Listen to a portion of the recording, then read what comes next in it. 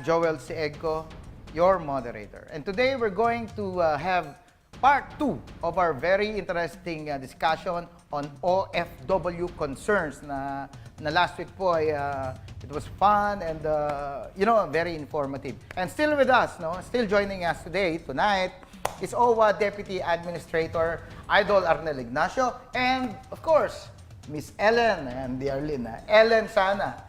She is the Executive Director of the Center for Migrant Advocacy. So last week, very happy si Ellene. Reenactment, may reenactment. Last week po, pinag-usapan natin yung mga problema na kinakaharap. No? At nararanasan, hindi kinakaharap nararanasan ng mga OFWs. No? In fact, sabi ko, naikwento ko nga nung una that I'm a father of an OFW and yung daughter ko nagkaroon ng ganung problema rin.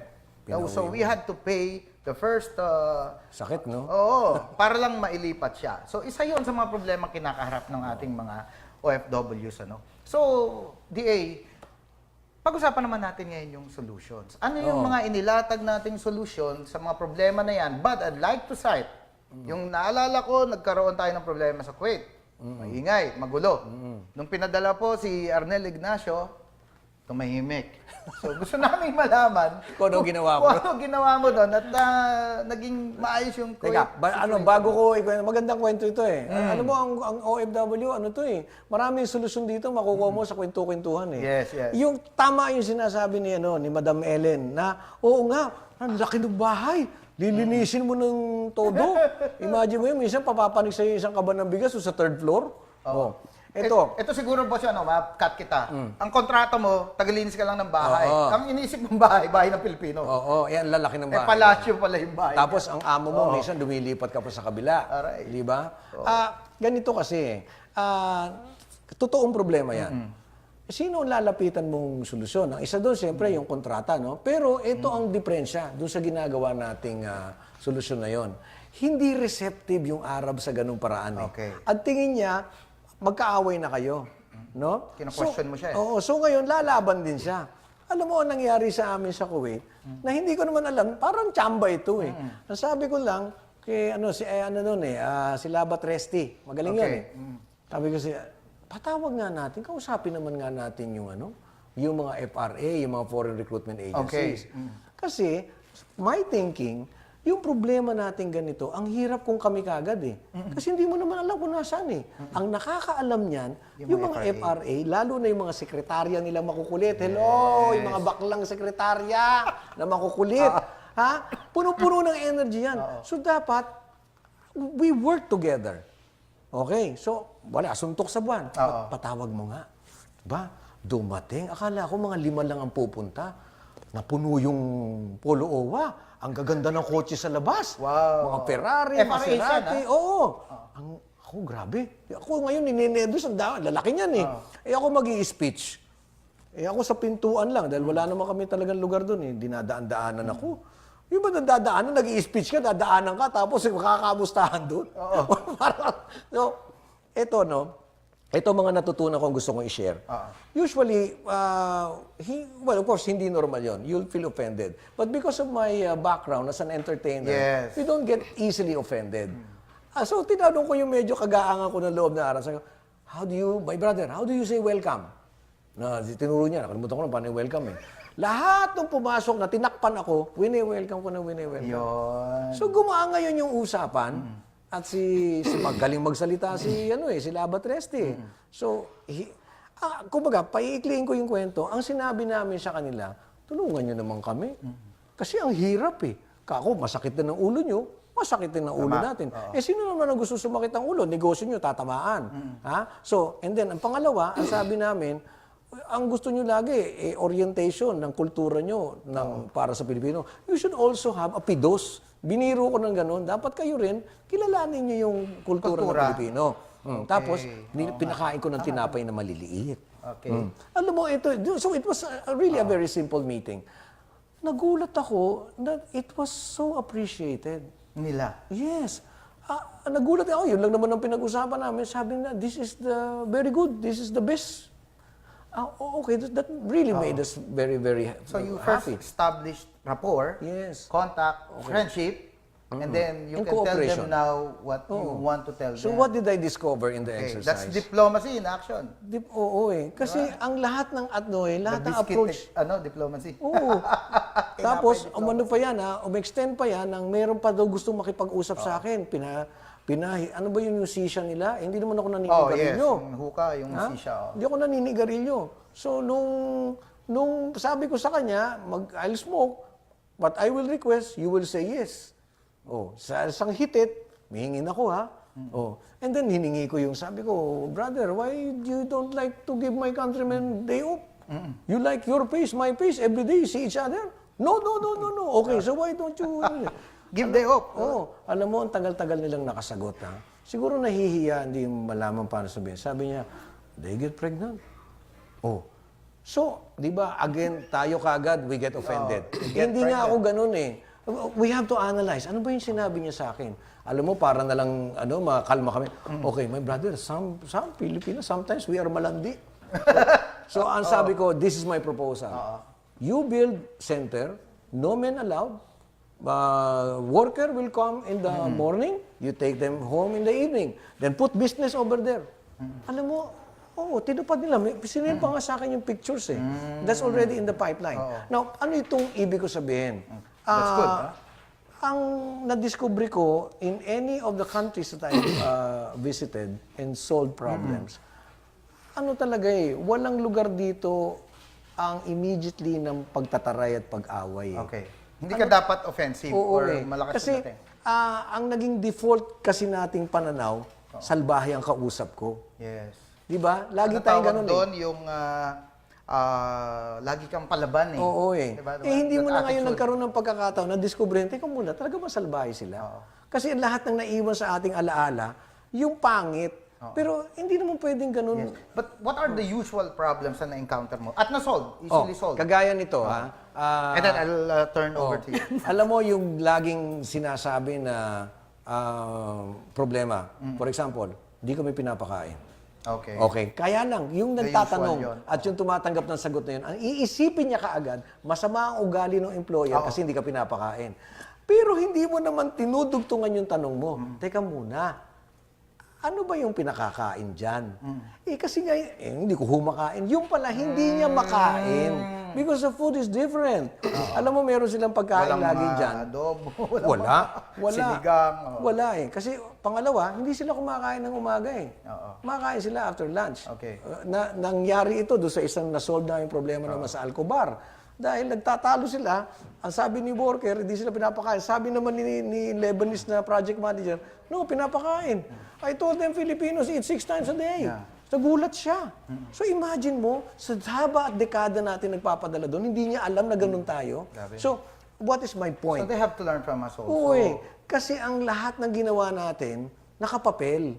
Pero nakalimutan natin kung gaano kahalaga yung isa sa kung saan tayo pinakamagaling. Ano ba ito? Makisama. Alright. Di ba? Hindi natin na-discover Core values yun eh. pa rin. Oo. In core values, we have to ito, I'm turning over to Ma'am Ellen. So nabanggit yung core values at yung other solutions. No?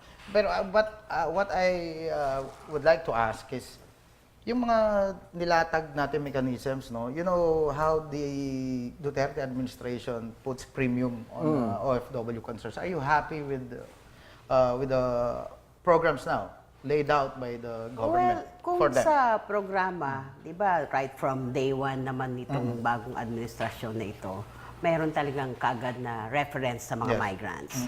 At ang isang malaking post-development, yung naglaan siya ng 1 billion na pondo, for example, na nasa pangangalaga ng DFA.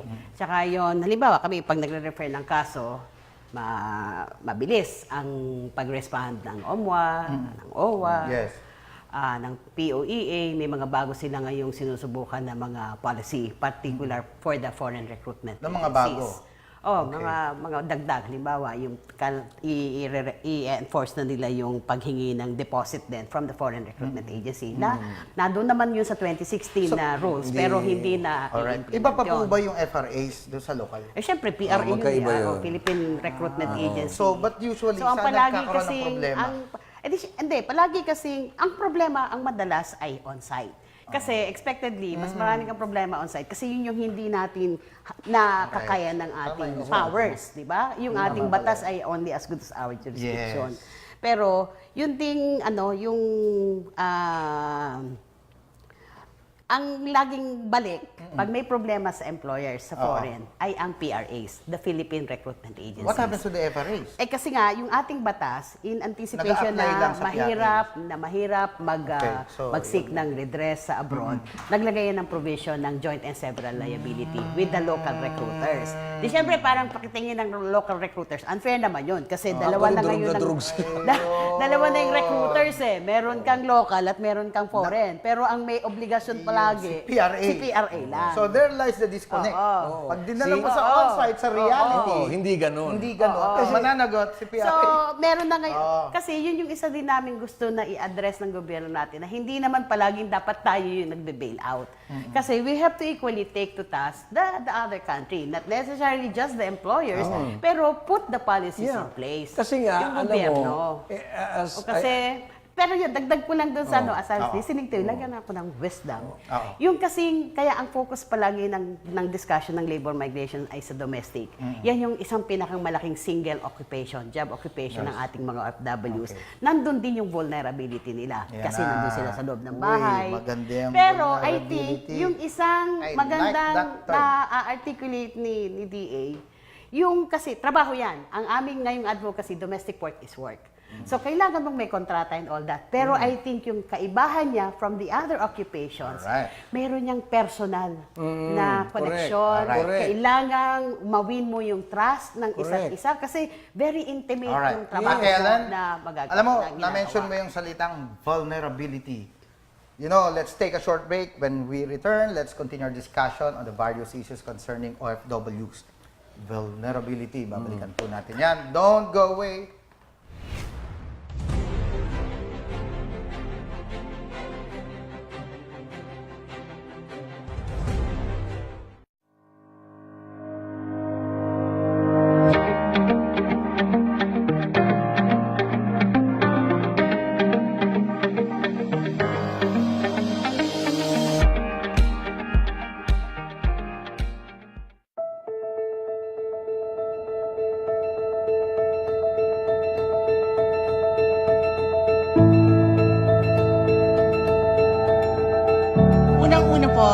Nais nating magpasalamat sa pamahalaan Bahrain.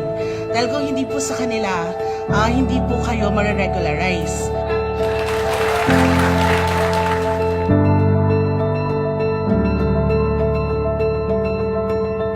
So pakisabi pa sa mga kilala nyo, huwag matakot, testing lang, napakadali, di ba? Tinanong ba kayo kung may kaso kayo? Wala, di ba? Di ba? Sabi kasi ng mga iba, huwag kang pupuntang Sitra, pagdating doon, huliin ka. Di ba? Dahil sa flexi visa, naging legal na yung trabaho. Tapos pwede mo daw magtrabaho? yeah. Yeah. Pwede kang mag-part-time even without sponsor.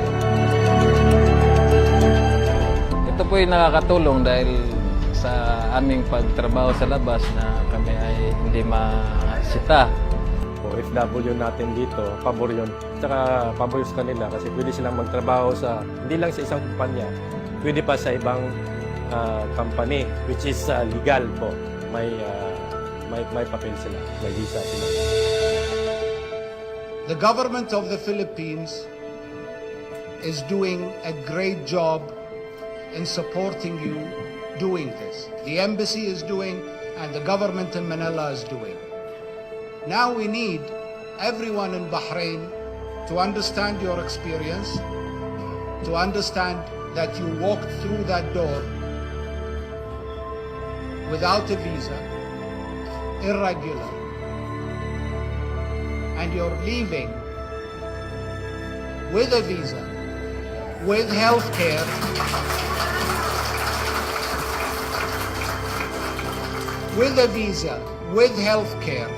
and without paying a single dinar. At higit sa lahat, kailangan po natin talaga magpasalamat sa Bahrain. Salamat, Bahrain! At the same time, sundin natin yung batas dito, di ba? Sundin natin ang batas.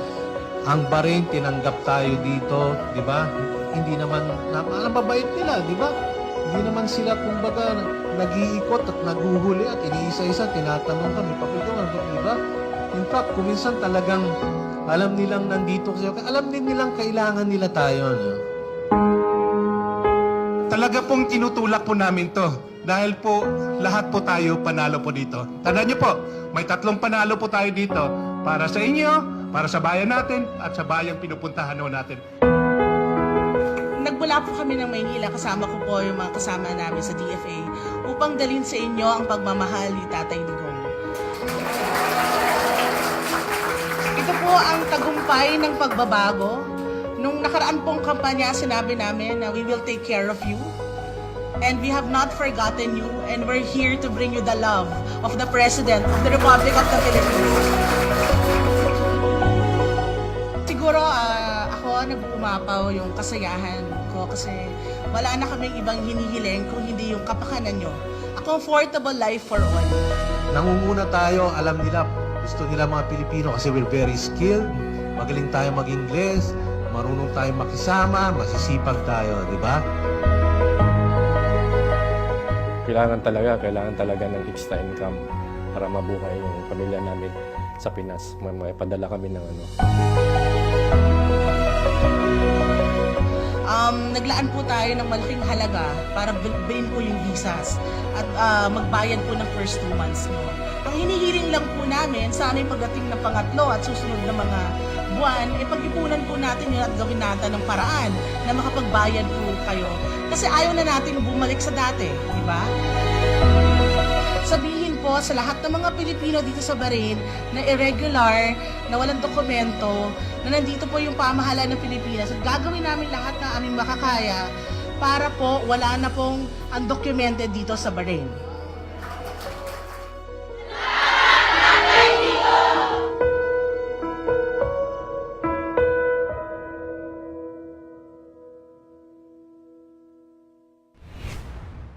You're still watching Pros and Cons, and we're still talking about OFW concerns. Before we paused for a break, sabi ko yung magic word na vulnerabilities. Yes, all problems start with those vulnerabilities. So, during our discussion, parang nakita ko po, number 1 vulnerability ng Pilipino is economics. Di ba? Marupok siya doon eh. Mapagmahal siya, no? Yung core values, mapagmahal sa pamilya. Ayaw na napapahiya. Number 3, yung culture, yung clash. And number 4, yung hindi siya ready. Readiness is always a vulnerability natin. Tama po ba, DA? Again, this will bring us back to the equation. Na kasi nga, dahil kahit na ikaw ay hindi handa, given all these vulnerabilities, you will still go. Why? Kasi ang pinanghahawakan mo, ako po ay mahirap at kailangan ko pong kumita para sa aking pamilya. And that should propel you to do all these. Ngayon, and then you get all the support, which is wrong. From the family? No, which is wrong. Kasi bakit? We are blinded by all these concepts. Pero pagdating mo doon, iba ng bakbakan eh. Ako, bitin na bitin ako sa ginagawa natin, ng government. Kulang. Ako hindi kontento. Kasi ang ginawa lang natin, okay, let's put in 1 billion. That is not enough. Not in terms of money. Look, all the programs of government is for the OFW. That's why we are doing more. Tingnan mo, saan? Bago siya lumipad. At pag-uwi niya, tinan mo ang equation na to bago siya lumipad, kinausap siya ng about ilang hours? 8 hours or 2 hours? 6 to 8. Okay. Common sense. You think you will instantly adjust to a country so different from yours? Kausapin kita na 8 oras? Kung nakinig pa yun ng gusto. Kahit naman makinig yun eh. Kahit makinig yun. I mean, I'm not even an expert, but definitely. How long would it take, no, to make an OFW ready? No? Isipin nyo naman, weigh in all the factors. Dito, ang babae hindi lumalabas. Okay. Ang babae hindi kumakausap ng lalaki. Iba ang pagkain, iba ang tao, iba ang oras, iba lahat. Puro buhangin. Tapos kausapin kita, and then I expect you to be adjusted, and things will go on perfectly. Tingnan mo yung ginagawa ng Japan. Yung pang 11th batch na, yung pinuntahan ko Have you heard of any problems? Wala. Why? Because they're being trained 6 months. 6 months, nakakulong yan doon. Paglabas yan, hapon yan. So, pwedeng sabihin natin ng mga best practices yan na pwede natin yan. Oo. But then, all the geniuses, bakit hindi ito naisip? Beforehand. Next point. Ang presumption mo, this is what I question. Why is it that every time the OFW comes home, ito tayo, tutulungan namin kayo, handa kami para... Now, ako lang, iniisip ko, di ba may mali doon? The reason why she went abroad to address her financial concerns. Why is it that pag bumabalik siya rito, by default, ang sinasabi mo, ito kami, kawawa ka naman, alalayan ka namin. Di ba may mali? Di ba may mali? Kasi ang Pinoy version mo, talunan siya. Walang pinagkaiba sa nagpadala ka ng isang basketball team mo sa bakbakan abroad, ang sinabi mo, nung nakita mo matatangkad yung kalaban, Talo ka na. huwag ka mag-alala. Pagka natalo ka, libre kita. Bili kita rubber shoes. Okay, but look at what is missing. Glaringly missing. Bakit wala tayong programa nung habang siya ay nandoon sa bahay ng kanyang amo? Meron pang proposal na bibigyan mo ng SOS button yung domestic, which is a very an indication how we do not understand the situation. Correct me if I'm wrong. As I understood it, no, parang ang problema ay may vulnerability. May problema na nga, but instead of, yung sabi mo, yung analogy is yung basketball. Oo. Alam mo, medyo mahirap kalaban yung kalaban, but still, ang sinusuportahan natin, yung i-shoot siya na matatalo. Oo. Diba? Ba't mo ba ilalaban? Ngayon, paano bang nananalo ang team mo? Di ba tinetrain mo? Pinapakain mo Train ng mo tama? muna. So, yung tayo ba may training So na you tama? need to study the galaw of your kalaban na matatangkad. Do we have that? Train mo muna siya bago siya magkaroon ng chance na manalo doon. I got your point. So yun ang dapat gawin Kaya ako natin sa makulit ating na magkaroon talaga ng academy for our OFWs. Na it should be a very respectable course. Hindi yung anong kukunin mo. Ako ay kukuha ko commerce, Because kukuha ko it's like marketing. foreign service na yan, di ba? Tingnan mo You to. have to deal Kung ang ating mga with different cultures. yung nagtatrabaho sa embassy, napadadala mo sa, di ba, ang tindi ng training niya? Good idea. Ang tindi ng training niya bago mo Would you support that? Parang we're professionalizing the We should sector. professionalize it. Do you agree? Di ba sinasabi natin, di ba sabi ko kanina nga, yung domestic work ay work, trabaho. Pero Yes. kailangan maayos alam mo yung trabaho mo bilang domestic worker. Foreign service yan. Okay. Yes. Pero babalik lang ako doon sa vulnerability kasi para mas broader din yung picture. Yung sa akin naman na sinasabing vulnerability, yung mismong domestic work is a very vulnerable job. Alright. Kasi nasa loob ka ng bahay. So parang ang workplace mo, yung bahay, na siyempre, ang claim naman ng iyong employer, abay, aming bahay yan na may privacy kami dapat. So, kailangan kang magbalanse dyan. At ngayon, ang kalakaran, kahit mo i-assert na yan ay workplace mo, mas na-outweigh yan na yan ay bahay ko. At dapat meron din akong May rules kami dito. May rules, oo. Kumbaga So, may vulnerability talaga yung ating mga women. Train. Tapos, kaya nagiging malaking issue sa amin. We put premium. Saan ka pagka meron ka bang sariling kwarto na may lock. Kasi nagiging issue yan. Gender-based violence. Na sasabihin yun nga, lagi yan naririnig natin sa paghahanda sa kanila. Huwag kang lalabas ng banyo na basa ang buhok mo. Pero pag again, ang punto, hindi rin yun excuse para ikaw ay mamolest siya. Do we treat Pero ito nga ang problema nating malaki dyan eh.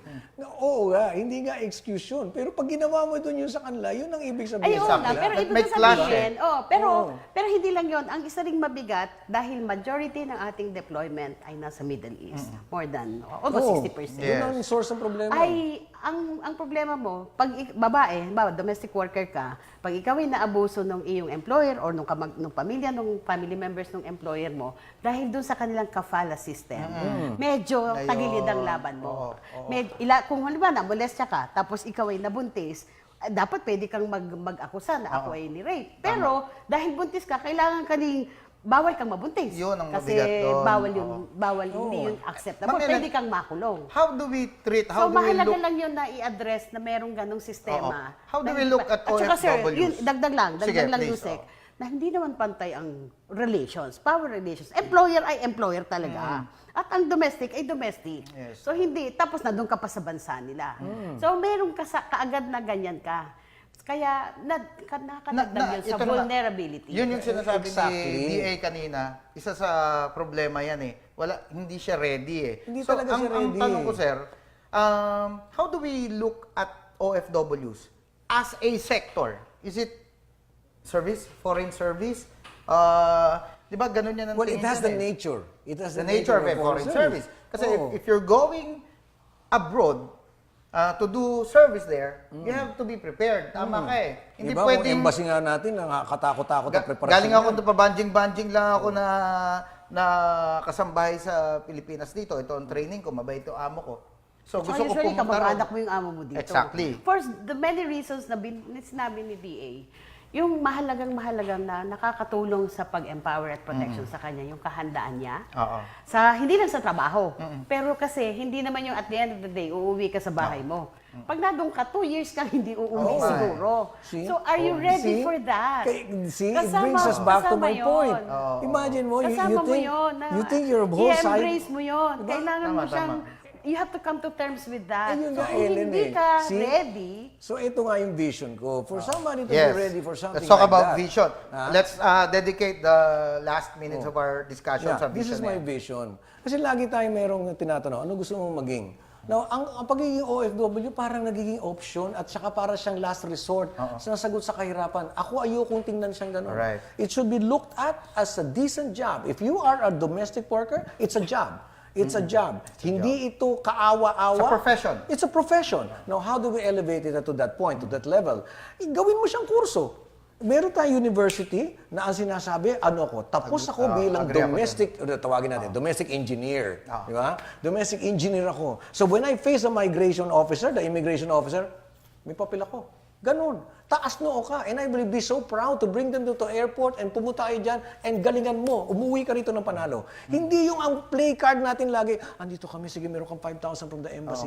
Lagi mo kagad ang sinasabi sa kanya, talunan siya. Siguro dapat domestic service provider ang tinan mo, ang tawag eh. Diba? Para may domestic edad eh. worker, mabigat na yung worker Domestic eh. worker. Ang gandang Wag tingnan Nasa nito, loob ng bahay eh. Worker worker. Ang gandang Oo, tama, ang gandang worker. tingnan nitong sasabihin mong ano kinukuha mo? Middle East studies. Yan. Di ba? Kasi inaaral mo yung kultura, ikaw. tama. Di ba? Ang ginagamot mo dito na never natin laging tinitingnan is the moral and the dignity of the worker. That's right. Laging ang dignity of the worker, ang ginagawa mo, ito ang tulong, ito ang pera, yan. Hindi eh. You do not reconstruct the dignity of somebody by giving a monetary exchange. No. Niyayakap mo yan, binubuo mo yung pagkatao niya. Magaling ka, therefore, kaya mo yan, umuwi ka rito ng panalo, lagyan natin ng bubong na maganda ang bahay mo, escalator. Very well Ganun said. yun. Thank you very much. Nako. DA, Ma'am Ellen, again, alam ko, bitin tayo, pero mahirap naman mapapagod tayo sa nagkaroon time part 3. Alright. Kasi ito pa rin ang anyway, damit. Ang baho na natin. Party pa tayo sa pasuot natin. So there you have it, mga kababayan. Straight from the shoulder and right on the money. Thank you, Deputy Administrator Arnel Ignacio and Miss Ellene. Sana, we appreciate your being here on the show. Tune in again next week as we discuss another relevant topic. For your comments, suggestions, and questions, visit our Facebook page and the PNA website. Alam mo, bitin na bitin talaga ako eh. However, you may be for or against, you may agree or disagree. In the end, we are all Filipinos working towards the same goals. Will you choose what's right or will you stay on your side of the truth? Mahal mo yung pamilya mo eh. Once again, this is Undersecretary Joel Egco. Thank you and see you on the next episode of Pros and Cons.